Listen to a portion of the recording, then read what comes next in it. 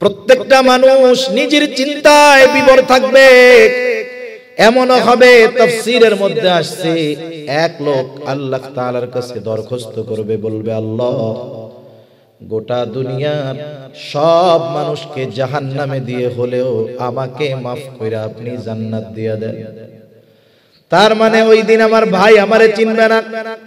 যে স্ত্রী সন্তানের প্রতি এত মোহাব্বত, মা বাবার সন্তানের প্রতি মোহাব্বত, ওই মা বাবা স্ত্রী সন্তান কিয়ামতের দিন আমাকে আপনাকে চিনবে না। কিন্তু ওই কঠিন মুসিবতের দিন মুহাম্মাদুর রাসূলুল্লাহ তার গুনাহগার উম্মতকে ভুলবে না। উম্মতের চিন্তায় তিনি পেরেশান থাকবেন। নবীজি বলেন, হাদিসে আসছে, একবার নবীজি দৌড়ে চলে যাবেন হাউজে কাউসারের কাছে দেখার জন্য, না জানি তার কোন উম্মত পানি পান থেকে মাহরুম হয়ে যায় কিনা। আবার দৌড়ে চলে যাবে পুল সিরাতের কাছে, না জানি কোন উম্মত পুল পার হতে ব্যর্থ হয়ে যায় কিনা। আবার একবার দৌড়ে চলে যাবে মিজানের কাছে, না জানি নেকি সওয়াব গুনাহ ওজন দেওয়ার সময় ধরা পড়ে যায় কিনা। আবার একবার দৌড়ে যাবে জাহান্নামের কাছে, না জানি কোন উম্মতকে জাহান্নামে দিয়ে দেওয়া হয় কিনা। আবার যখন সুপারিশের প্রয়োজন হবে, নবীজি গিয়ে আল্লাহর কুদরতি কদমে সেজদায় লুটায়া পড়বে। এক জায়গায় স্থির তিনি থাকবেন না। সব নবী জান্নাত অভিমুখে রওনা হয়ে যাবে, জান্নাতের দরজায় পৌঁছায়া যাবে। জান্নাতের দরজা বন্ধ, জিজ্ঞাসা করা হবে জান্নাতের দরজা কেন খোলা হয় না। জবাব দেওয়া হবে, যিনি আসলে খোলা হবে তিনি আসেন নাই। কে তিনি? তিনি হলেন মুহাম্মাদুর রাসূলুল্লাহ। কোথায় তিনি? হাসরের ময়দানে উম্মতের চিন্তায় বিভোর। যতক্ষণ না আল্লাহ তাআলার পক্ষ থেকে যেই উম্মতের যারা পরিমাণ ঈমান আছে, ওই উম্মতের ব্যাপারেও যতক্ষণ না ক্ষমার ব্যাপারে নিশ্চয়তা পাবেন, ততক্ষণ নবী নিজে জান্নাতে প্রবেশ করবে না। এখন বলেন, যেই নবীর আমাদের প্রতি এত দরদ, সেই নবীকে সর্বোচ্চ ভালোবাসার দরকার আছে না নাই? নবীকে ভালোবাসা এটা হলো মুমিনের ঈমান। কিছু কিছু ভালোবাসা আছে যেই ভালোবাসা কারণে আপ হয়, কারণে ডাউন হয়। বাবার প্রতি সন্তানের ভালোবাসা, এটা আপও হইতে পারে, ডাউনও হইতে পারে। বাবা যদি ইমানদার হয় ভালোবাসা বাড়বে, সন্তান যদি ইমানদার হয় ভালোবাসা বাড়বে। সন্তান যদি বেঈমান হয়, নবী বিদ্বেষী হয়, কোরআন বিদ্বেষী হয়, বলেন তো ভালোবাসা থাকবে না যাবে? কিন্তু নবীর প্রতি উম্মতের ভালোবাসা, উম্মতের ভালোবাসা নবীর প্রতি, এটা কখনো ডাউন হবে না, এটা শুধু বাড়তেই থাকবে। লাকাদ মান্নাল্লাহু আলাল মুমিনিনা ইয বা'আসা ফীহিম রাসূলাম মিন আনফুসিহিম।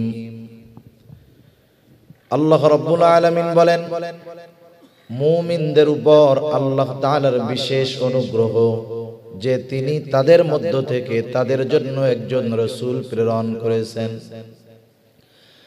রাসূল আকরাম সাল্লাল্লাহু আলাইহি ওয়াসাল্লাম হলেন মুমিনদের জন্য আল্লাহ তাআলার পক্ষ থেকে স্পেশাল এক অনুগ্রহ। তবে আমার আপনার নবী গোটা সৃষ্টি জগতের জন্য রহমত। আমরা যখন নামাজ পড়ি, ইমামের পেছনে যখন পড়ি, ইমামের কেরাত, মুসল্লির কেরাত, যখন নিজে পড়ি সূরা ফাতিহা পড়ি, সূরা ফাতিহার শুরুতেই আমরা পড়ি, বলি আলহামদুলিল্লাহি রাব্বিল আলামিন।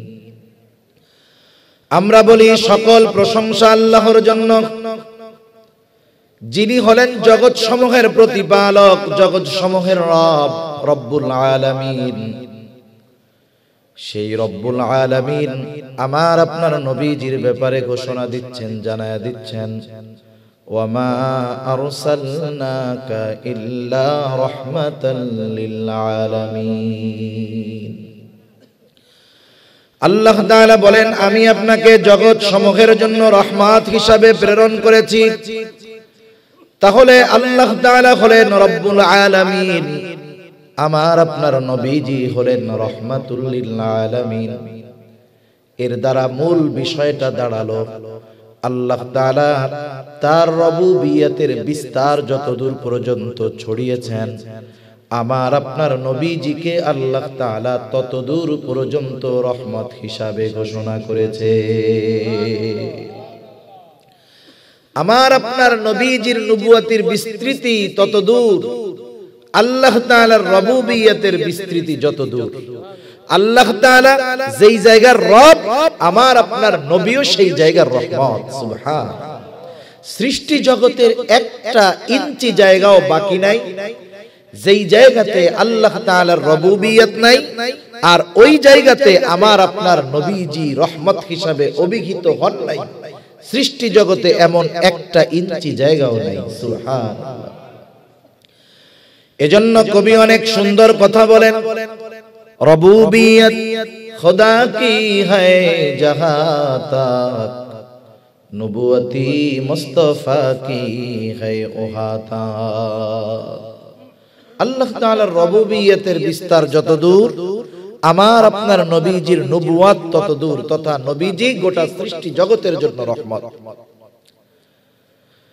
ইবনে কাসির রাহমাতুল্লাহি আলাইহি সহ ইমাম তাবারি রাহমাতুল্লাহি আলাইহি তাফসীরের মধ্যে লেখেন, যদিও রাসূলুল্লাহ সাল্লাল্লাহু আলাইহি ওয়াসাল্লাম মুমিনদের জন্য স্পেশাল অনুগ্রহ, তবে তিনি তো রাহমাতুল লিল আলামিন। এই জন্য গোটা সৃষ্টি জগতের সব সৃষ্টি নবীজি রহমত হওয়ার সুবিধা তারা ভোগ করেছে। শুধু তাই না, কাফেররাও আমার আপনার নবীজি রহমত হওয়ার সুবিধা তারাও ভোগ করেছে। আবু জেহেল কাট্টা একজন কাফের। আবু জেহেল একদিন নবীজির সামনে এসে আল্লাহ তাআলার কাছে দোয়া করতেছে। এখন কথা হইল, আবু জেহেল কেন দোয়া করে? বিষয় হলো, মক্কার কাফের যারা ছিল এরা যদিও শিরকের সাথে জড়িত ছিল, কিন্তু এরা আল্লাহ তাআলার অস্তিত্বে বিশ্বাসী ছিল। আল্লাহ তাআলাকে তারা বিশ্বাস করত, এ কথা আমার নয়, স্বয়ং আল্লাহ তাআলাই কোরআনুল কারীমের মধ্যে বলেন, ওয়ালা ইন সাআলতাহুম মান খালাকাস সামাওয়াতি ওয়াল আরদা লায়াকুলুন্নাল্লাহ। আল্লাহ রাব্বুল আলামিন বলেন, আপনি যদি মক্কার মুশরিকদেরকে জিজ্ঞাসা করেন, মান খালাকাস সামাওয়াতি ওয়াল আরদ, আসমান এবং জমিনের স্রষ্টা কে, মক্কার মুশরিকদেরকে যদি আপনি এই প্রশ্ন করেন, তারা তাদের দেব দেবীদের কথা বলবে না, লাত মানাত উজ্জার কথা বলবে না। আল্লাহ তাআলা দুইটা তাকিদ যোগ করে বলেন, লা ইয়াকুলুন্নাল্লাহ, অবশ্যই অবশ্যই মক্কার মুশরিকেরা বলবে আসমান জমিনের স্রষ্টা হলেন আল্লাহ। আরো আয়াত আছে, আমি বলতে গেলে আলোচনা লম্বা হয়ে যাবে। তারা যে আল্লাহ তাআলাকে স্রষ্টা হিসাবে বিশ্বাস করে, এ সাক্ষ্য দুনিয়ার কেউ দেয় নাই, দিবেন কে? আল্লাহ। তবে এরা এমন কিছু শিরকের সাথে জড়িত ছিল যেগুলোর মাধ্যমে ঈমান ধ্বংস হয়ে যায়, এজন্য ওরা অনন্তকাল জাহান্নামে। আবু জেহেল আল্লাহ তাআলার কাছে দোয়া করে, বলে, আল্লাহ, সত্যই যদি আপনি এই কোরআন মুহাম্মাদের উপরে নাজিল করে থাকেন, তাইলে আমাদের উপরে পাথর বর্ষণ করেন, নাইলে যন্ত্রণাদায়ক শাস্তি দেন। আবু জেহেল দোয়া করতেছে। আবু জেহেল তো আল্লাহ তাআলাকে মানে, বিশ্বাস করে। শুধু তাই না, নবীজি সাল্লাল্লাহু আলাইহি ওয়াসাল্লাম এক হাদিসের মধ্যে বলেন, আবু জেহেল আল্লাহ তাআলার কাছে দোয়া করেছে এবং আবু জেহেলের দোয়া ও আল্লাহ তাআলা কবুল করেছে।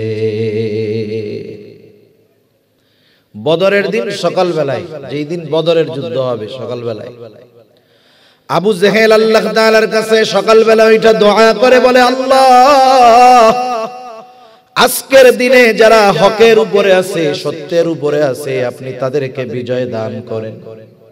দোয়া করছে আবু জেহেল। নবীজি বলেন আল্লাহ তাআলা আবু জেহেলের দোয়া কবুল করেছে। বদরের দিন যারা হকের উপরে ছিল, সত্যের উপরে ছিল, আল্লাহ তাআলা তাদেরকেই বিজয় দান করেছে। এখন বলেন কেউ যদি দোয়া কইরা এই দোয়া করে যে আমার উপরে পাথর বর্ষণ করেন নাইলে যন্ত্রণাদায়ক শাস্তি দেন, এটা কি রহমত না আযাব? আযাব। এখন এইরকম দোয়া করলো কেন? কিছু মানুষ আছে হিংসার কারণে। একটা উদাহরণ দিলে বুঝতে সহজ হবে। সজাগ আছেন তো আপনারা? আচ্ছা, মাশাআল্লাহ। মনে করেন একজন গরিব মানুষ, অসহায় মানুষ, একেবারে দিন মজুর, অন্যের বাড়িতে কাজ করে খাওয়া লাগে। সে এক বাড়িতে কাজ করে, ওই বাড়ির মালিক 2-3 তলা বিল্ডিং এর মালিক। তার বড় টাকা পয়সা আছে, বড় বাড়ি আছে, গাড়ি আছে। ওই বাড়িতে এক আল্লাহর বান্দা কাজ করে, একেবারে গরিব মানুষ, কাজ করে ঠিক, কিন্তু কাজ করার ফাঁকে ফাঁকে কষ্ট করে হলেও সে তার সন্তানকে লেখাপড়া শিখাইছে। মনে করেন দুনিয়ার লাইনের লেখাপড়াই শিখাইছে। এখন ছেলেটাও চিন্তা করছে, আরে আমার বাপ আমাকে কত মেহনত করে লেখাপড়া শেখাচ্ছে, আমার তো শেখার দরকার। ও লেখাপড়া যত্ন সহকারে করছে, ঢাকা শহর থেকে লেখাপড়া করে এখন সে বিসিএস ক্যাডার হয়ে গেছে। মনে করেন বিসিএস ক্যাডার হয়ে সে এখন বড় অফিসার। বলেন তো তার বাবার কষ্ট কি আর থাকবে? থাকবে না। কিছু ভালো মানুষ আছে এলাকায়, যখন শুনছে যে অমুক চাচা অসহায়, নিঃস্ব, ঘরবাড়ি কিছুই নাই, ওনার ছেলে বড় অফিসার হইছে, যাক চাচার এই কষ্টের অবসান হইল, এখন একটু শান্তিতে জীবন যাপন করবে। কিছু মানুষ চায়ের দোকানে আলোচনা করতেছে ওনার ব্যাপারে আর ওনার ছেলের ব্যাপারে। একজন বলতেছে, শুনছো অমুকের ছেলে এত বড় অফিসার হইছে, আলহামদুলিল্লাহ চাচার কষ্ট দূর হয়ে গেছে। এখন বলেন তো একজন মানুষের যদি সমৃদ্ধি হয়, উন্নতি হয়, অগ্রগতি হয়, সমাজের সব মানুষ কি খুশি হয় নাকি? কিছু মানুষের চুলকানি হয় না? হয়। এখন এই আলোচনা যখন চলতেছে, ওই পাশে এক জায়গায় বসা ওই ব্যক্তি যার বাড়িতে ওই মুরব্বী তথা ওই ছেলের বাবা কাজ করত, এখন চিন্তা করছে ওর পোলা এত বড় অফিসার হয়ে গেল, কয়দিন পরে তো আমার 2 তলা ছাড়া 5 তলা বাড়ি করবে। এখন তার মধ্যে হিংসা আসছে, হিংসা। সে কি বলবে? আরে বাদ দাও, অমুকের ছেলে যা হয় হোক, এই তো 2 মাস আগেও আমার বাড়িতে কামলা দিয়া গেছে। এখন বলেন তো এ কথা বলার দ্বারা কি বুঝলেন? কিসের থেকে বলছে? হিংসার থেকে। আবার অনেক মানুষ এরকমও বলে যে অমুকের ছেলে এত বড় অফিসার, ওরে বাবা এই খবর শোনার আগে আমি মরলাম না কেন। এরকম তো আলহামদুলিল্লাহ আপনাদের এলাকায় লোকজন নাই, আলহামদুলিল্লাহ। এখন বলেন তো ওই টাইমে যদি আজরাইল আইসা বলে তাহলে তোমার যেহেতু মরতে চায় আমার সাথে চলো, ও কি বলবে? কথার কথা কি বলবে? আরে ভাই ও তো এমনি গেছে। তাহলে দেখেন অনেক সময় মানুষ বলে যে আমি মরলাম না কেন, বাইসা আছি কেন। এ কথা কেন বলে? হিংসার কারণে বলে, অন্তরের রোগের কারণে বলে, ঠিক কিনা? আবু জেহেল তো মনে করতো মক্কার মধ্যে ওর চাইতে যোগ্য লোক আর কেউ নাই, কারণ সে সমাজপতি, সমাজের নেতা, এলাকার নেতা, তার কথায় সবাই উঠে আর বসে। সে কেমন যেন বলতে চায় মুহাম্মদ তো গরিব মানুষ, এ তো এর কাছে কোরআন কেন নাজিল করলেন আল্লাহ, এই কাজটা তো ঠিক হয় নাই। কেমন যেন আল্লাহ তাআলাকে বলতেছে, সাথে সাথে নবীজির উপরে কোরআন নাজিল হওয়ার কারণে নবীর সামনে টিটকারি কইরা কথাটা বলতেছে। আবু জেহেল এই কথা বলার পরে আবু জেহেলের কথার জবাব আল্লাহ তাআলা পাঠায় দিলেন। নবীজির জবান দিয়ে আল্লাহ তাআলা আবু জেহেলের এই কথার জবাব জানায় দেন।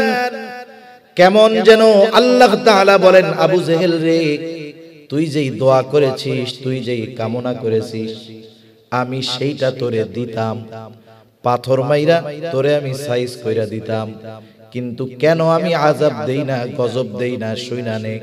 আল্লাহ তাআলা আমার আপনার নবীর জবান দিয়ে বের করলেন, ওয়া মা কানাল্লাহু লিয়ুআযযিবাহুম ওয়া আনতা ফীহিম। হাবিব, আপনি যেহেতু তাদের মধ্যে আছেন, আপনি যতক্ষণ তাদের মধ্যে আছেন, আপনি অবস্থান করার কারণেই আমি তাদেরকে আযাব দিব না। আল্লাহ তাআলা কি বললেন? সাইজ করে করতাম, কেন করি না জানিস? রাহমাতুল লিল আলামিন দুনিয়ার জমিনে আছে, এই জন্য সাইজ করি না। এই উপকার শুধু যে আবু জেহেল ভোগ করেছে তা না, কিয়ামত পর্যন্ত সব মানুষ ভোগ করবে, নেককার হোক আর পাপী হোক। রাহমাতুল লিল আলামিন দোয়া করে গেছে, আল্লাহ আমার উম্মতের অবাধ্যতার কারণে, পাপের কারণে আপনি তাদেরকে সমূলে শেষ করে দিবেন না। শুধুমাত্র নবীজির সম্মানার্থে এত পাপাচার অনাচার এত গুনাহ হওয়ার পরেও আল্লাহ তাআলা মাঝে মধ্যে একটু ভূমিকম্প দিয়ে সতর্ক করে, কিন্তু চূড়ান্ত ভাবে এই উম্মতকে নিঃস্ব করে দেয় না। সেজন্য নবীজি হলেন রাহমাতুল লিল আলামিন। তবে উম্মতের প্রতি কত দরদি ছিলেন নবী, আল্লাহ তাআলা এই কথাও জানায় দেন। আমার আপনার নবী উম্মতকে ভালোবাসতেন, উম্মতের মুহাব্বত ভালোবাসা নবীজির অন্তরে ছিল। আমরা তো অনেক সময় উলামায়ে কেরাম আলোচনা করেন, আমরাও করি নবীকে ভালোবাসতে হবে। কেন ভালোবাসতে হবে? এর কিছু যৌক্তিক কারণও আছে, হাদিস কোরআনেও আছে। স্বাভাবিক বিষয়, একটা মানুষ যদি আমার আপনার জন্য সর্বোচ্চ দরদি হয়, আমার আপনার জন্য যদি সে জীবন দিতে প্রস্তুত থাকে, বলেন তো আমিও তাকে জীবন দিয়ে মোহাব্বত করব কি করব না? এটা যুক্তি বলে। নবীজি আমাদেরকে মোহাব্বত করে দেন, কত মোহাব্বত করে দেন। আব্দুল্লাহ ইবনে আমর ইবনুল আস রাদিয়াল্লাহু তাআলা আনহু বলেন, একদিন আমরা নবীজির সাথে এক মজলিসের মধ্যে বসে আছি, হঠাৎ করে নবীজি তিলাওয়াত করলেন, আন্নান নবী সাল্লাল্লাহু আলাইহি ওয়াসাল্লাম তাআলা মা কাওলাল্লাহি আযজা ওয়া জাল্লা ফি ইব্রাহিম আলাইহিস সালাম। আল্লাহ রাব্বুল আলামিন ইব্রাহিম আলাইহিস সালাতু ওয়াস সালামের ব্যাপারে যা নাযিল করেছেন, রাসূলুল্লাহ সাল্লাল্লাহু আলাইহি ওয়াসাল্লাম ওইটা তিলাওয়াত করলেন। কি নাযিল করেছে? আল্লাহ ইব্রাহিম আলাইহিস সালাম তার উম্মতের জন্য আল্লাহ তাআলার কাছে দোয়া করেছে, গুনাহগার উম্মতের মাগফিরাত কামনা করে দোয়া করেছে। আল্লাহ তাআলা ওই দোয়ার খবর কোরআনুল কারীমের মধ্যে আমাদের জানায়া দিয়েছে। প্রত্যেকটা নবী তার উম্মতকে ভালোবাসে। উম্মত গুনাহগার হোক আর নেককার হোক, ঈমানদার হোক আর বেঈমান হোক, নবী তার উম্মতকে ভালোবাসে। সব নবী চায় তার সব উম্মত নাজাত পাক, জান্নাতি হয়ে যাক। বরং অনেক সময় পাপীগুলার ব্যাপারে চিন্তিত বেশি থাকে। যেমন মনে করেন এক লোকের 5টা ছেলে, 5টা ছেলের মধ্যে 4 ছেলেই দিনদার, মুত্তাকি, পরহেজগার, একজন খারাপ। ওই 4 জন একসাথে যত ভালো, একজন ওই 4 জনের চাইতে বেশি খারাপ। এখন বলেন তো, মা বাবা যখন একা একা চিন্তা করে, তখন চিন্তা কি ওই ভালো 4 ছেলের জন্য বেশি করে না খারাপটার জন্য বেশি করে? বলেন তো, আল্লাহ তাআলার কাছে যখন দোয়া করে, নেককার 4 সন্তানের জন্য বেশি দোয়া করে নাকি বদকারটার জন্য করে? একটু চিন্তা কইরা দেখেন, সন্তান যত পাপী হোক, বদকার হোক, মা বাবা মোহাব্বতের কারণে সন্তানকে দূরে ঠেলে দেয় না। আল্লাহর কসম, আল্লাহর কসম, আল্লাহর কসম, আমার আপনার মা বাবা আমাকে আপনাকে যত ভালোবাসে, তার চাইতে বেশি ভালো মুহাম্মাদুর রাসূলুল্লাহ বাসে। ইব্রাহিম আলাইহিস সালাতু ওয়াস সালাম তার গুনাহগার উম্মতের মায়া, অন্তরে মুহাব্বত, এই জন্য দোয়া করতেছে, রব্বি ইন্নাহুন্না আযলালনা কাসীরাম মিনান নাস ফামান তাবিআনি ফাইন্নাহু মিন্নি ওয়া মান আসানি ফাইন্নাকা গফুরুর রহিম। ইব্রাহিম আলাইহিস সালাম বলে, ও আমার রব, এই প্রতিমাগুলো, এই মূর্তিগুলো অধিকাংশ মানুষকে পথচ্যুত করে ফেলছে, পথভ্রষ্ট করে ফেলছে। তবে যারা আমার আনুগত্য করেছে, আমার কথা মেনে শুনে ঈমান এনেছে, তারা তো আমার দলভুক্ত। তবে যারা আমার কথা মানে নাই, ওমান আসানি, যারা আমার কথা শুনে ঈমান আনে নাই, মূর্তি পূজা ছাড়ে নাই, ইব্রাহিম আলাইহিস সালাম কেমন যেন বলে, আল্লাহ এরাও তো আমার উম্মত, যদিও এরা পাপী গুনাহগার। কেমন যেন ইব্রাহিম আলাইহিস সালাম বলে, আল্লাহ আপনি যদি চান আমার এই গুনাহগার উম্মত গুলারেও আপনি মাফ করে দিতে পারেন। কারণ কি? ফাইন্নাকা গফুরুর রহিম, আপনি হলেন অতিশয় ক্ষমাশীল আর দয়ালু, আপনি আমার গুনাহগার উম্মত গুলারেও মাফ করে দেন। দোয়া করছে ইব্রাহিম আলাইহিস সালাম, ইন তুআযিবুহুম ফাইন্নাহুম ইবাদুক। ঈসা আলাইহিস সালাম তার গুনাহগার উম্মতের জন্য দোয়া করে বলে, আল্লাহ আপনি যদি তাদেরকে শাস্তি দেন তারা তো আপনারই বান্দা, আর আপনি যদি তাদেরকে ক্ষমা করে দেন, ওয়া ইন তাগফির লাহুম ফাইন্নাকা আনতাল আজিজুল হাকীম, আর আপনি যদি তাদেরকে ক্ষমা করে দেন, আপনি আজিজ, আপনি হাকিম, আপনি হলেন মহাপরাক্রমশালী, মহাপ্রজ্ঞাময়। আপনি যদি আমার উম্মত আপনার গুনাহগার বান্দাকে ক্ষমা করে দেন, কেউ আপনাকে জিজ্ঞাসা করবে না, কারণ জানতে চাইবে না, কারণ আপনি তো আজিজ, আপনি তো হাকিম। ঈসা আলাইহিস সালাম বলতেছে, আমার গুনাহগার উম্মত গুলারে মাফ করে দেন। অনেক সময় অনেক কথা আমাদের মনে থাকে না, আরেকজনের ওই বিষয়টা করতে দেখলে, বলতে দেখলে তখন নিজের মনে পড়ে যায়। হয় না এরকম? অনেক সময় মনে করেন আপনি একটা জিনিস করবেন, মনে নেই, কথার কথা বাসার থেকে বলছে, মোবাইলে 100 টাকা ভইরা দিয়ে বাজারে আসছেন আর মনে নেই, ভুলে গেছে। হঠাৎ দেখতেছেন আরেকজন সামনে ওই টাকা রিচার্জের দোকানে টাকা রিচার্জ করতেছে, আরে মনে পড়ে গেছে, আমারও তো বাসার থেকে ভরতে বলছিল। নবীজি যখন এই দুই নবীর দোয়া তিলাওয়াত করলেন, যা তারা উম্মতের ব্যাপারে করছে, এইবার নবীজির অন্তরে তার গুনাহগার উম্মতের মুহাব্বতের জোশ উঠে গেছে। নবীজি এইবার দুই হাত উঁচু করে কান্না শুরু করে দিয়েছেন। নবীজি শুধু কান্না করেন আর বলেন, আল্লাহুম্মা উম্মতি উম্মতি, আর কিছু বলেন না। আল্লাহ রাব্বুল আলামিন তো সব জানেন, নবীজি কিছু বলেন না, শুধু বলেন আল্লাহুম্মা উম্মতি উম্মতি। মূলত নবীজি কি বলতে চায়, দুনিয়ার কেউ জানুক আর না জানুক, বুঝুক আর না বুঝুক, যিনি জানেন, যিনি বোঝেন, তিনি কে? আর একটু জোরে বলেন না কে? আর একটা উদাহরণ দিলে বুঝতে সহজ হবে।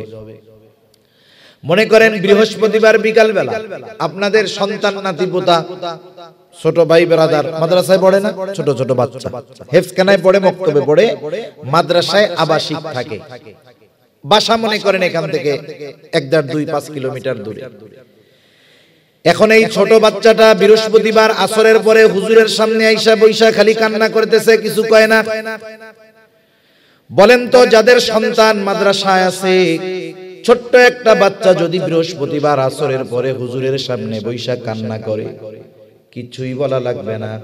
বলেন তো ওই বাচ্চার কান্নার কারণ হুজুর বুঝবে কি বুঝবে না? কেন কান্না করে? মূলত সে বাসায় যাইতে চায়, হুজুর বুঝে। এরপরেও বলে কেন কান্না করো বলো, পোলা আরো কান্না বাড়ায়। একটু পরে বলে যতই কান্না করো লাভ হবে না, কেন কান্না করতেছো আগে এটা তোমারে বলতে হবে। এইবার ওই ছোট বাচ্চাটা যখন বলে হুজুর আমার মার জন্য পেট পুড়তেছে, বুক পুড়তেছে, পরাণ পুড়তেছে, আমি একটু বাসায় যাবো, ছুটি দেন। এইবার হুজুর একটা হাসি দিয়া বলে ঠিক আছে যাও, আগামীকাল সন্ধ্যার আগে আবার মাদ্রাসায় চলে আসবা। তাহলে দেখেন হুজুর কারণ বুঝার পরেও ছাত্রর মুখ দিয়ে কেন শুনতে চায়? এটা হলো উস্তাদ ছাত্রের একটা মহব্বতের বহিঃপ্রকাশ। আল্লাহ তাআলা সব জানেন তার হাবিব কি বলতে চায়, এরপরেও হাবিবের জবান দিয়ে শুনতে চায়। জিবরাইল আলাইহিস সালামকে পাঠায় দিয়েছে, যাও মুহাম্মাদের কান্নার কারণটা জিজ্ঞাসা করো। জিবরাইল আলাইহিস সালাম আয়েশা বলে আপনি কান্না করেন কেন? যদিও আপনার কান্নার কারণ আপনার মালিক জানে, রব জানে, এরপরেও তিনি জানতে চান কেন আপনি কান্না করেন। নবীজি এবার সব কথা প্রাণ ভইরা খুইলা জিবরাইলের কাছে বইলা দিলেন। অনেক সময় বিষয়টা এমন হয়, বাপের সাথে সন্তানের সম্পর্ক যত ভালো হোক, কিছু বিষয় আছে ওই কথাগুলা মন খুইলা বাবার কাছে বলা যায় না। বলায় কারে দিয়া? দুলাভাইরে দিয়া বলায়, বোন রে দিয়া বলায়। যদিও সে বাপরে বলতে পারে, বাপও তারে ভালোবাসে, সেও বাপকে ভালোবাসে, কিন্তু কিছু কথা আছে বাবার কাছে মন খুলে বলা যায় না, বা প্রাণ খুলে বলা যায়, ইজি ভাবে বলা যায়। জিবরাইল আলাইহিস সালাম তো নবীজির কাছে 26,000 বারের উপরে আসছে, সুবহানাল্লাহ বলেন। এতবার আসছে, তার সাথে একটা গহীন সম্পর্ক হয়ে গেছে। আর আল্লাহ তাআলার সাথে জিবরাইল আলাইহিস সালামের সম্পর্ক ভালো, নবীজিরও সম্পর্ক ভালো। এরপরেও যেহেতু নবীজি কিছু বলেন না, জিবরাইল আলাইহিস সালামের মাধ্যমেই আল্লাহ তাআলার কাছে জানাইলেন যে এই বিষয়, যদিও আল্লাহ সব জানে। জিবরাইল আলাইহিস সালাতু ওয়াস সালাম সব কথা গিয়ে আল্লাহ তাআলার কাছে বললেন, আপনার হাবিবের কান্নার কারণ হলো তার উম্মতের মাগফিরাত, তার উম্মতের নাজাত, এই জন্য তিনি কান্না করেন। আল্লাহ তাআলা বলে, জিবরাইল যাও আমার হাবিব মুহাম্মদকে গিয়ে জানায় দাও, আমি অচিরেই তাকে তার উম্মতের ব্যাপারে সন্তুষ্ট করব, আমি তাকে তার উম্মতের ব্যাপারে অসন্তুষ্ট করব না। রাসূলুল্লাহ সাল্লাল্লাহু আলাইহি ওয়াসাল্লাম এই জন্য সুযোগ পাইলেই আল্লাহ তাআলার কাছে উম্মতের কথা বলতেন, উম্মতের ব্যাপারে ফিকিরে থাকতেন, উম্মতের কল্যাণের চিন্তা নবীজি করতেন। শুধু তাই না, নবীজি তার উম্মতের প্রতি এত দয়া, এত মায়া ছিল, ওই উম্মত তার প্রতি সর্বোচ্চ ধৃষ্টতা প্রদর্শনের পরেও, তাকে রক্তাক্ত করার পরেও নবীজি তার ওই উম্মতের ব্যাপারে একটুও বদদোয়া দেন নাই। নবীজি যখন মক্কা থেকে তায়েফের উদ্দেশ্যে গেলেন দ্বীনি দাওয়াত দেওয়ার জন্য, তায়েফের মানুষও নবীজিকে বুঝলো না, তারাও নবীজির গায়ে পাথর মারা শুরু করলো। দলে দলে নবীজির গায়ে পাথর মেরে তারা রক্তাক্ত বানায় ফেললো। বড় এবং ধারালো পাথর তারা নবীজির গায়ে মেরেছে। আয়েশা সিদ্দিকা রাদিয়াল্লাহু তাআলা আনহা একদিন নবীজির গায়ে দাগ দেখে জিজ্ঞাসা করেন, ইয়া রাসূলুল্লাহ, আপনার কি কখনো বসন্ত হয়েছিল নাকি? নবীজি বলেন, না, আমার কখনো বসন্ত হয় নাই। তাইলে আপনার পিঠে এই দাগগুলো কিসের? নবীজি বললেন, আয়েশা, আমি দ্বীনের দাওয়াত দেওয়ার জন্য তায়েফে গিয়েছিলাম। তায়েফের মানুষ আমার কথা বুঝে নাই, আমার কথা শুনে নাই, না বুঝে তারা আমাকে পাথর নিক্ষেপ করে রক্তাক্ত করেছিল। আয়েশা রে, এই দাগগুলো হলো তায়েফের মানুষের নিক্ষিপ্ত ওই পাথরের দাগ। কি পরিমাণ রক্তাক্ত হয়েছেন নবীজি! তায়েফের মানুষেরা নবীজিকে পাথর মারতো, গা বেয়ে বেয়ে রক্ত পড়তো। নবীজি জমিনের উপরে পড়ে যাইতেন, আবার উঠতেন, আবার দাওয়াত দিতেন। হযরত যায়েদ রাদিয়াল্লাহু তাআলা আনহু নবীজির সাথে ছিলেন, একা কুলায় পারেন না, ঠেকায় পারেন না। পুরা পোশাক রক্তাক্ত হয়ে গেছে, গা দিয়ে রক্ত বেয়ে বেয়ে পড়ে নবীজির জুতার মধ্যে রক্ত ঢুকে গেছে। ওই রক্ত শুকায়া জুতা নবীজির পায়ের সাথে আটকে গিয়েছে। কি পরিমাণ রক্ত নবীজির দেহ দিয়ে বের হয়েছে! পড়ন্ত বিকালে নবীজি এক আঙ্গুর বাগানের পাশে গিয়ে একটু বিশ্রাম নিচ্ছেন।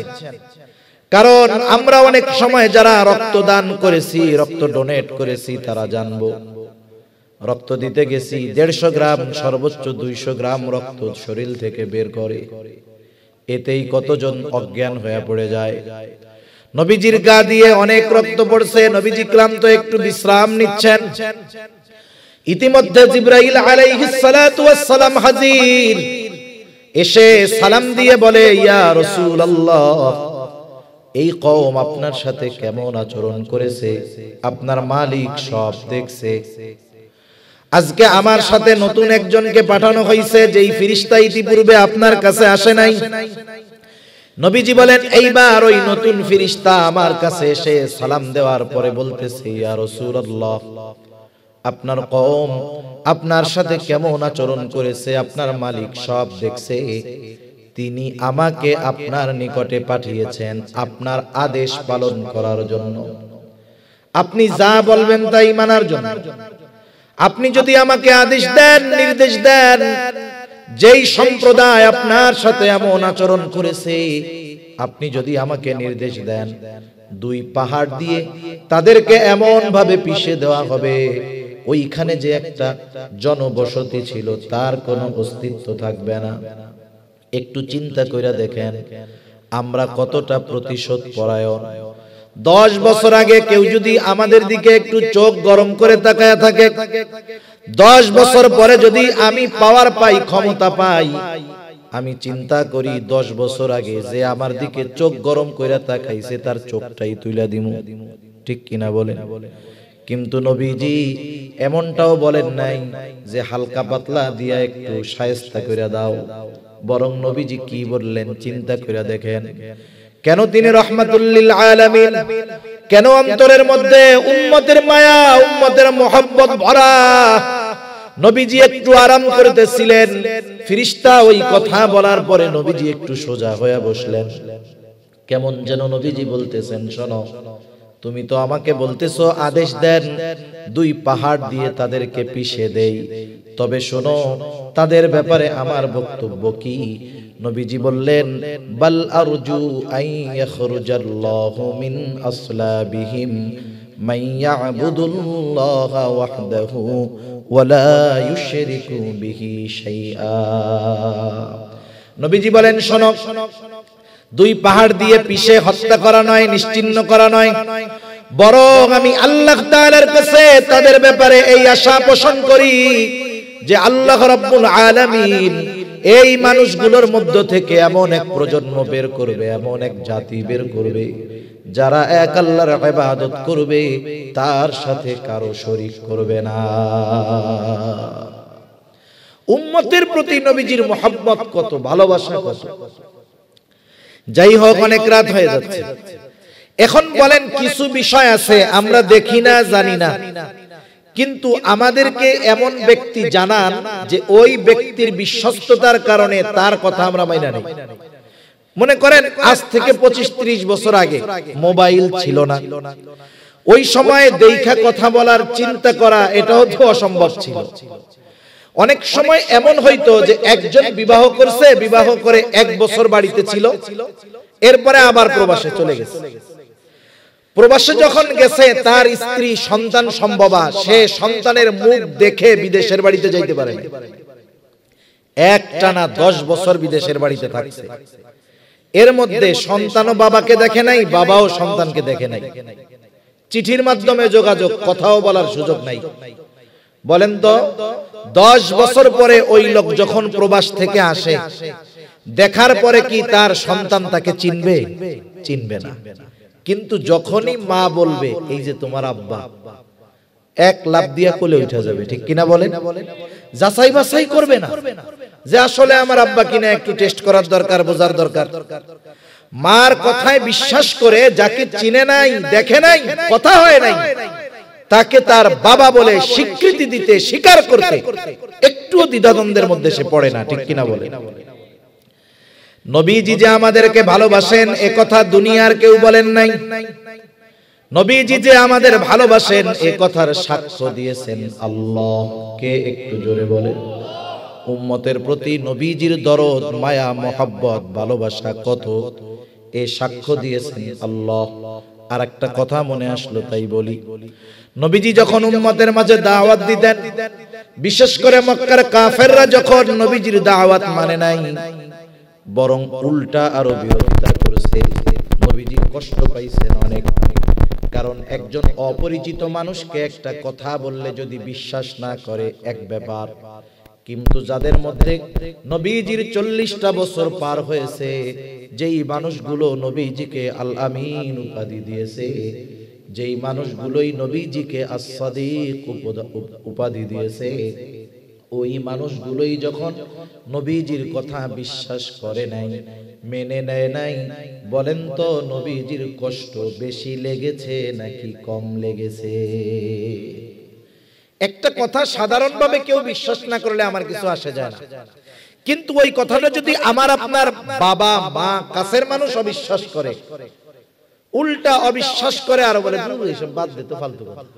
আপনি বলতেছেন সত্য কথা, তাদের উপকারের কথা, তারা বলে ফালতু কথা। অন্য কেউ বললে যেমন তেমন, যদি কাছের মানুষগুলো এইরকম করে তাহলে কষ্ট বেশি লাগবে না কম লাগবে? টেনশনে খাওয়া দাওয়া বন্ধ হয়ে যাবে। নবীজিরও খাওয়া দাওয়া বন্ধ হয়ে গেছে চিন্তায়, যাহারে এরা তো সব আমার কাছের মানুষ, কিন্তু এরা আমার কথা বিশ্বাস করে না কেন, কথা মেনে নেয় না কেন? এরাই তো আমাকে সত্যবাদী উপাধি দিয়েছে, এরাই তো আমাকে আল আমিন বিশ্বস্ত উপাধি দিয়েছে, এরাই আমার কথা এখন মানে না। নবীজির অন্তরে কষ্ট, পেরেশানি, খাওয়া দাওয়া কমায় দিছে। পেরেশানিতে খাওয়া দাওয়া কমছে, শারীরিকভাবে দুর্বল হয়ে গেছে। কতটা অসুস্থ হয়েছেন, সে অসুস্থতার কথা আল্লাহ তাআলা বলেন, লাআল্লাকা বাখিউন নাফসাকা আলা আসারিহিম ইল্লাম ইউমিনু বিহাদাল হাদিসি আসাফা। এরা আপনার কথাগুলো মেনে না নেওয়ার কারণে, আপনার কথা মেনে ঈমান না আনার কারণে আপনি নিজেকে নিজে মৃত্যু মুখে ঠেলে দিচ্ছেন। তাহলে উম্মতের চিন্তায় নবীজি কতটা বিভোর ছিলেন যে উম্মত ঈমান না আনার কারণে অসুস্থ হয়ে যাইবে। ওই নবী উম্মতের প্রতি কেমন দরদি, এই ঘোষণা দিচ্ছেন আল্লাহ। সে কথাই আল্লাহ তাআলা বলেন, লাকাদ জাআকুম রাসূলুম মিন আনফুসিকুম আজিজুন আলাইহি মা আনিতুম হারিসুন আলাইকুম বিল মুমিনিনা রাউফুর রহিম। আল্লাহ তাআলা বলেন, তোমাদের মধ্য থেকে তোমাদের জন্য এমন একজন রাসূলের আগমন ঘটেছে, আজিজুন আলাইহি মা আনিতুম, তোমরা যেই বিষয়গুলোয় কষ্ট পাও সেটাও তাকে কষ্ট দেয়। তার মানে উম্মত যেই বিষয়টাতে কষ্ট পায়, নবীজিও সেই বিষয়টাতে কষ্ট পায়। যেই কারণে উম্মত কষ্ট পায়, ওই কারণটা নবীজিরও কষ্ট পাওয়ার কারণ হয়ে যায়। এখন কথা হইলো, কষ্ট আমি পাই তাইলে নবী পাই কেন? কথা হইতে পারে। আরেকটা উদাহরণ, কষ্ট হইতেছে না তো আপনাদের? কথা বুঝতেছেন? কারণ নতুন এলাকায় আসতে গেলে খুব ঝামেলা। আমি তো পটুয়াখালী একবার আসছি কিনা অনেক আগে, তাও মনে হয় ওই বরিশালের পার ব্রিজটা পার হয়ে ওইদিকে এক জায়গায় হবে, তো অনেক আগে। তা এক এলাকায় না আসলে, আন্ডারস্ট্যান্ডিং না হইলে, দেখা কথা না শুনলে অনেক সময় যিনি বলেন তারও ইতস্ত লাগে। যারা শুনেন এই ধরনের কথা শুনে যদি অভ্যস্ত না থাকেন তাহলে শুনতেও ভালো লাগে না। আমিও আবার মনে করতেছি যে আপনারা কথা বুঝতেছেন কিনা আল্লাহই জানে। তা যাই হোক, দেখেন তো একজনের সন্তান আছে 3 বছরের এক বাচ্চা, বাচ্চার প্রচন্ড জ্বর, থার্মোমিটারের 108 পার হয়ে গেছে, 104 পার হয়ে গেছে। বাচ্চা যন্ত্রণায় জ্বরে কষ্টে থরথর করে কাঁপতেছে। বলেন তো, বাচ্চা জ্বরে অসুস্থ কাঁপতেছে, এই সময় তার মা বাবার কেমন লাগে? কেমন লাগে বলেন? বাস্তবতা হলো ওই বাচ্চা জ্বরে যেরকম কষ্ট পায়, তার চাইতে ওই বাচ্চার ওই অবস্থা দেখে মা বাবা আরো বেশি কষ্ট পায়। মনে মনে আল্লাহ রাখে, আল্লাহ রোগটা আমারে দিয়ে আমার পোলাটারে সুস্থ করো তো। মা বাবা সন্তানের মহব্বতে সন্তানের কষ্টটা নিজে অনুভব করে। রহমাতুল লিল আলামিন আমাকে আপনাকে মা বাবার চাইতে বেশি মহব্বত করে বিধায়, মা বাবার চাইতে বেশি ভালোবাসে বিধায়, আমার আপনার জন্য কষ্টের কারণ যেগুলো হবে ওটাও নবীজির জন্য কষ্টের কারণ হয়ে যায়। একথা আল্লাহ তাআলাই বলেন, আজিজ তিনি হলেন সমব্যথী, হারিসুন আলাইকুম তিনি তোমাদের জন্য কল্যাণকামী। নবীজি সর্বদা উম্মতের কল্যাণের চিন্তা করতেন। কোন বিষয়ের মধ্যে উম্মতের কল্যাণ সেটাই তিনি নিতেন। এই প্রসঙ্গে একটা হাদিস বলি। নবীজি বলেন, প্রত্যেকটা নবীকে স্পেশাল একটা দোয়া করার সুযোগ দেওয়া হয়েছে। সব নবী সেই দোয়াটা তার উম্মতের ব্যাপারে দুনিয়াতে করে ফেলছেন। নবীজি বলেন, আমি আমার ওই দোয়াটাকে মওজুদ করে রাখছি, সংরক্ষণ করে রাখছি, দুনিয়ায় করি নাই। কিয়ামতের দিন ওই দোয়াটা আমি আমার উম্মতের জন্য সুপারিশ হিসাবে আল্লাহ তাআলার কাছে করব। সেজন্য নবীজি হলেন উম্মতের সর্বোচ্চ কল্যাণকারী। স্পেশাল ভাবে মুমিনদের জন্য বিল মুমিনিনা রাউফুর রহিম। আল্লাহ তাআলা বলতেছেন ওই নবী তার মুমিন উম্মতের জন্য হলেন রাউফ, ওই মুমিন উম্মতের জন্য হলেন রহিম। নবীর ব্যাপারে বলতেছে আল্লাহ, আপনারা জানেন, হয়তো জেনে থাকবেন। বলেন তো রাউফ কার গুণবাচক নাম? আর একটু জোরে বলেন না। বলেন তো রহিম কার গুণবাচক নাম? দুনিয়ার কোন মাখলুক রাউফ হতে পারে না, দুনিয়ার কোন মাখলুক রহিম হতে পারে না। অথচ আমার আপনার নবী আমাকে আপনাকে কত ভালোবাসে, এটা বোঝানোর জন্য আল্লাহ তাআলা স্বয়ং তার নিজের গুণবাচক নাম নবীজির শানে ব্যবহার করে বলতেছেন, শোনো, এই নবী হলেন তোমাদের জন্য অতি সদয় এবং পরম দয়ালু। এই কথাটা অনুধাবন করার বিষয়। বললাম এত বলে আল্লাহ তাআলা নবীজিকে বলতেছে যে আপনি হলেন রাউফুর রহিম আপনার মুমিন উম্মতের ব্যাপারে। সুবহান। আমরা সেই নবীর উম্মত, যেই নবীর উম্মতের প্রতি ভালোবাসা বয়ান করে বক্তব্য দিয়ে কোন মাপার মিটার দিয়ে অনুমান করা সম্ভব নয়। এই নবী যে উম্মতের প্রতি দরদ শুধু দুনিয়ায় তা না, কিয়ামতের কঠিন ময়দানেও নবীজি কিন্তু উম্মতকে ভুলবে না। কিয়ামতের ময়দান এমন কঠিন, আল্লাহ তাআলা কোরআনুল কারীমের বিভিন্ন জায়গায় কিয়ামতের ময়দানের সাম্যক চিত্র তুলে ধরেন। সূরা আবাসার মধ্যে আল্লাহ তাআলা বলেন, ইয়াউমা ইয়াফিরুল মারউ মিন আখিহি ওয়া উম্মিহি ওয়া আবিহি ওয়া সাহিবাতিহি ওয়া বানিহি লিকুল্লি ইমরিইম মিনহুম ইয়াউমাইযিন শা'নুন ইউগনি। দুনিয়ার মুসিবতে সন্তান যদি পড়ে, মা জীবন দিয়ে সন্তানকে মুসিবত থেকে বাঁচায়, কিন্তু পরকালের মুসিবত এমন মুসিবত, সেই দিন ভাই ভাইয়ের থেকে পলায়ন করবে, পিতামাতার থেকে মানুষ পলায়ন করবে, স্ত্রী সন্তানদের থেকে পলায়ন করবে। অথচ এই দুনিয়ায় যত ক্লান্তি তার দেহে থাকুক না কেন, যত পরিশ্রম করে দুর্বল হয়ে যাক না কেন, যখন সন্তানের চেহারার দিকে তাকায় সব কষ্ট মুহূর্তের মধ্যে সে ভুলে যায়। কিন্তু কিয়ামতের দিন ওই সন্তানের থেকে পালায়া থাকবে। প্রত্যেকটা মানুষ নিজের চিন্তায় বিভোর থাকবে। এমনও হবে, তাফসীরের মধ্যে আসছে, এক লোক আল্লাহ তাআলার কাছে দরখাস্ত করবে, বলবে, আল্লাহ, গোটা দুনিয়ার সব মানুষকে জাহান্নামে দিয়ে হলেও আমাকে মাফ করে আপনি জান্নাত দিয়ে দেন। তার মানে ওই দিন আমার ভাই আমারে চিনবে না। যে স্ত্রী সন্তানের প্রতি এত মোহাব্বত, মা বাবার সন্তানের প্রতি মোহাব্বত, ওই মা বাবা স্ত্রী সন্তান কিয়ামতের দিন আমাকে আপনাকে চিনবে না।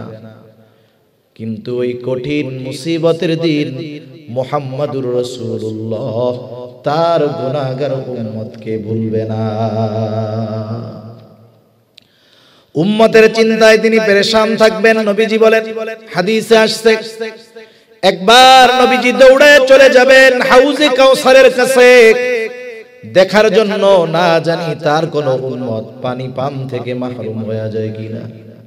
আবার দৌড়ে চলে যাবে পুল সিরাতের কাছে, না জানি কোন উম্মত পুল পার হতে ব্যর্থ হয়ে যায় কিনা।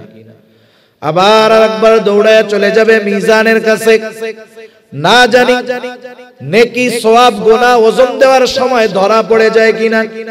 আবার একবার দৌড়ে যাবে জাহান্নামের কাছে, না জানি কোন উম্মতকে জাহান্নামে দিয়ে দেওয়া হয় কিনা। আবার যখন সুপারিশের প্রয়োজন হবে, নবীজি গিয়ে আল্লাহর কুদরতি কদমে সেজদায় লুটায়া পড়বে। এক জায়গায় স্থির তিনি থাকবেন না। সব নবী জান্নাত অভিমুখে রওনা হয়ে যাবে, জান্নাতের দরজায় পৌঁছায়া যাবে। জান্নাতের দরজা বন্ধ, জিজ্ঞাসা করা হবে জান্নাতের দরজা কেন খোলা হয় না? জবাব দেওয়া হবে যিনি আসলে খোলা হবে তিনি আসেন নাই। কে তিনি? তিনি হলেন মুহাম্মাদুর রাসূলুল্লাহ। কোথায় তিনি? হাসরের ময়দানে উম্মতের চিন্তায় বিভোর। যতক্ষণ না আল্লাহ তাআলার পক্ষ থেকে যেই উম্মতের যারা পরিমাণ ঈমান আছে ওই উম্মতের ব্যাপারেও যতক্ষণ না ক্ষমার ব্যাপারে নিশ্চয়তা পাবেন ততক্ষণ নবী নিজে জান্নাতে প্রবেশ করবে না। এখন বলেন, যেই নবীর আমাদের প্রতি এত দরদ সেই নবীকে সর্বোচ্চ ভালোবাসার দরকার আছে না নাই? নবীকে ভালোবাসা এটা হলো মুমিনের ঈমান। কিছু কিছু ভালোবাসা আছে যেই ভালোবাসা কারণে আপ হয়, কারণে ডাউন হয়। বাবার প্রতি সন্তানের ভালোবাসা এটা আপও হইতে পারে, ডাউনও হইতে পারে। বাবা যদি ইমানদার হয় ভালোবাসা বাড়বে, সন্তান যদি ইমানদার হয় ভালোবাসা বাড়বে। সন্তান যদি বেঈমান হয়, নবী বিদ্বেষী হয়, কোরআন বিদ্বেষী হয়, বলেন তো ভালোবাসা থাকবে না যাবে? কিন্তু নবীর প্রতি উম্মতের ভালোবাসা, উম্মতের ভালোবাসা নবীর প্রতি এটা কখনো ডাউন হবে না, এটা শুধু বাড়তেই থাকবে। এ ভালোবাসার সম্পৃক্ততা ঈমানের সাথে। এজন্য নবীজিও বলেন, লা ইউমিনু আহাদুকুম হাত্তা আকুনা আহাব্বা ইলাইহি মিন ওয়ালিদিহি ওয়া ওয়ালাদিহি ওয়ান নাসি আজমাইন। নবীজি বলেন, তোমাদের মধ্যে কেউ ততক্ষণ পর্যন্ত মুমিন হতে পারবে না যে যতক্ষণ না তার পিতামাতা, সন্তান, সন্ততি, এক কথায় সকলের চাইতে আমি নবীকে বেশি ভালো না বাসবে। 5টা মিনিটের মধ্যে আমি শেষ করে দিব ইনশাআল্লাহ। নবীজিকে ভালোবাসতে হবে, এটা আমল নয়, এই আমলটা ঈমানের সাথে সম্পৃক্ত। আমলের বিষয় হলো নফল ইবাদত, বেশি করলে সওয়াব, না করলে গুনাহ নেই। কিন্তু নবীজির ভালোবাসার ক্ষেত্রে ডাউন করার সুযোগ আছে নাকি শুধু বাড়াইতে হবে? যেই ভালোবাসা ঈমানের সাথে সম্পৃক্ত সেই ভালোবাসা নবীকে বাসতে হবে। কিন্তু নবীর তো আমরা সামনে পাই নাই, কেমনে ভালোবাসবো? আবু বকর সামনে পাইছে, নিজের সব সম্পদাই না নবীজির খেদমতে দিয়া দিছে। তালহা নবীজিকে সামনে পাইছে, উহুদের ময়দানে নিজের বুকটাকে নবীর মহব্বতে ডাল বানায়া দিছে। আমরা তো নবীকে সামনে পাই নাই, নবীকে আমরা কেমনে ভালোবাসবো? উম্মতের এই চিন্তা দূর করার জন্য নবী নিজেকে ভালোবাসার পদ্ধতি আমাদের বলে দিয়েছে। ওই পদ্ধতি অনুযায়ী নবীজিকে ভালোবাসতে হবে। নবীজিকে ভালোবাসার পদ্ধতি, নবীজি বলেন, মান আহাব্বা সুন্নতি ফাকাদ আহাব্বানি ওয়া মান আহাব্বানি কানা মাই ফিল জান্নাহ। নবীজি বলেন, যে আমার সুন্নাতকে ভালোবাসলো সে আমি নবীকে ভালোবাসলো, আর আমি নবীকে যে ভালোবাসলো সে আমি নবীর সাথে জান্নাতে থাকবে। নবীর সাথে জান্নাতে থাকতে হইলে জান্নাতে যাওয়া লাগবে, ঠিক কিনা বলেন? নবীজি আর হাদিসের মধ্যে বলেন, কুল্লু উম্মতি ইয়াদখুলুনাল জান্নাতা ইল্লা মান আবা। নবীজি বলেন, আমার সব উম্মত জান্নাতে প্রবেশ করবে, আবা উম্মত ছাড়া। জিজ্ঞাসা করা হলো, ইয়া রাসূলুল্লাহ, আবা উম্মত কারা? নবীজি বললেন, যারা আমার আনুগত্য করবে, আমার অনুসরণ করবে তারা জান্নাতে যাবে, আর যারা আমার আনুগত্য করবে না তারা আবা উম্মত, তাদের ঠিকানা হবে জাহান্নাম। তাহলে এই দুই হাদিসের সমন্বয় করলে জবাব হয়, নবীজির সুন্নাতকে যারা মুহাব্বতের সাথে অনুসরণ করবে, শুধু সুন্নাতকে মুহাব্বত করলে হবে না, ওই সুন্নাতের ধারক বাহক নিজেও হতে হবে। দাড়িওয়ালাকেই শুধু মুহাব্বত করলে হবে না, নিজেও দাড়িওয়ালা হতে হবে। এই দুই বিষয়ের সমন্বয় যখন ঘটবে তথা সুন্নতকে মহব্বতের সাথে অনুসরণ করবে, নবীজি জানায় দেন সে আমার সাথে জান্নাতে অবস্থান করবে। নবীর সাথে জান্নাতে অবস্থান, এটা সবচেয়ে বড় পাওয়া। সাহাবায়ে কেরাম বলেন, আনাস রাদিয়াল্লাহু তাআলা, গ্রামের একজন লোক আসছে, আসার পরে নবীজিকে জিজ্ঞাসা করে কিয়ামত কখন হবে। নবীজি উল্টা প্রশ্ন করছে, মা কিয়ামতের জন্য কি পাথেয় সংগ্রহ করছো? বলে আমি আল্লাহ এবং তার রাসূলকে ভালোবাসি। গ্রামের মানুষ তো সহজ সরল। নবীজিও বলতেছে যে যাকে ভালোবাসে, আল মারউ মা মান আহাব্বা, সে তার সাথেই অবস্থান করবে। হযরত আনাস রাদিয়াল্লাহু তাআলা আনহু বলেন, নবীজির মুখে যখন এই কথা শুনছি, ঈমান আনার পরে আমরা এতটা খুশি হই নাই যতটা খুশি হইছি এই কথা শুনে যে আমরা নবীর সাথে জান্নাতে থাকতে পারবো। সুবহানাল্লাহ। আমরা নবীর সাথে জান্নাতে থাকতে চাই। সুন্নাতের উপরে আমল করলে নবীজির সাথে জান্নাতে থাকা যাবে। দেখেন অনেক সুন্নাতবিহীন মানুষ আছে, যারা আছেন অনেকে শুনতেছে, সবার কাছেই একটা আরজ। শেষ কথা আমি বলে শেষ করে দিব। দেখেন মানুষ মারা যায় না, আপনারা একটা জানাজা পড়ছেন না সন্ধ্যার পরে? আল্লাহর বান্দা দুনিয়া থেকে চলে গেছে, আমাকে আপনাকেও মরতে হবে, চলে যেতে হবে। মৃত্যুর পরে যদি আমার পরিচয়টা মুসলমান থাকে, মুসলমানিত্ব থাকার না থাক, যদি পরিচয় মুসলমান থাকে, মুসলমানিত্ব এক জিনিস, মুসলমান আর এক জিনিস। সার্টিফিকেটে লেখা নামে মুসলমান। আমাদের বাংলাদেশে অনেক নাস্তিক আছে, ইসলাম বিদ্বেষী, মুসলমানের ঘরে জন্ম নিছে, নাম মুসলমান।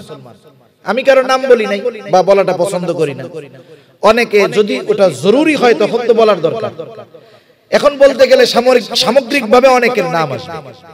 এখন বলেন তো, ওই লোকটা যখন মারা গেছে, কথার কথা যে মইরা গেছে একটাই কই, হুমায়ুন আজাদ একজন লেখক ছিল, ঢাকা ভার্সিটির একজন প্রফেসর ছিলেন বাংলা বিভাগের সম্ভবত। এই বেটা একজন নাস্তিক, স্বঘোষিত নাস্তিক। ওই বেটা যখন মারা গেছে, নাম হুমায়ুন আজাদ না? কত সুন্দর নাম না? সার্টিফিকেট বা সবকিছুর মধ্যে মুসলমান। ওর তো গোসল দিছে, কাফন পরাইছে, ওর কিন্তু জানাজাও দিছে, আবার কবরেও রাখছে। এখন আমি আপনি মারা গেলে পরে ও তো এই কাজগুলোই করবে নাকি? যদি পরিচয় মুসলমান থাকে কাজটা করবে, মুসলমানই তো থাকার না।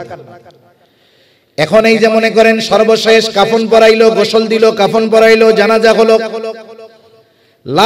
লাশের খাটিয়াটা নিয়ে যখন কবরের পাশে যাওয়া হবে, দুইজন কবরের মধ্যে নামবে আর একজন উপরে থাকবে। দুইজন উপর থেকে নিচের দুইজনকে লাশটা ধরায় দিবে। এই যে লাশটা যখন নামায় তখন একটা দোয়া পড়ে, এই দোয়াটা আপনারা জানেন কি? কি বলে বলেন তো? বিসমিল্লাহি ওয়া আলা মিল্লাতি রাসূলিল্লাহ। এই দোয়াটার শাব্দিক অর্থ আমরা হয়তো জানি, কিন্তু প্রত্যেকটা কথার শাব্দিক অর্থের পাশাপাশি একটা মর্মার্থ আছে। এই কথাটা বলেই আমি শেষ করে দিব। আমরা দোয়া করে কবরে যখন লাশটারে রাখি, মূলত কি বলি?